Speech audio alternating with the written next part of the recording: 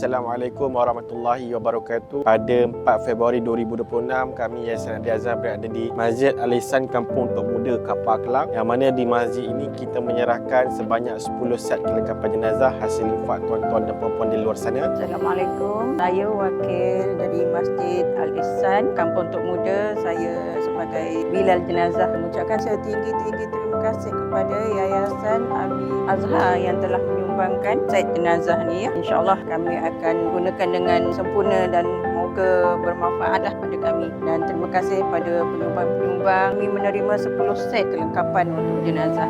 Saya doakan mudah-mudahan dimurahkan rezeki pada penyumbang-penyumbang ini, dan insyaAllah doakan sama-samalah semoga masjid-masjid lain pun boleh menerima sumbangan seperti ini. InsyaAllah war-warkanlah pada sahabat-sahabat lain. Mungkin insyaAllah ada rezeki di masjid lain di waktu yang akan datang. Kami mengucapkan ribuan terima kasih kepada para penginfak kerana mempercayai kami Yayasan Adi Azhar sebagai yayasan yang menguruskan pengagihan set kelengkapan jenazah daun bidara untuk diberikan kepada masjid atau pesara yang memerlukan.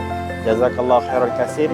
Kami mendoakan kepada para penginfak semoga dimudahkan rezeki dan diberi kesihatan yang baik insyaAllah. Assalamualaikum warahmatullahi wabarakatuh.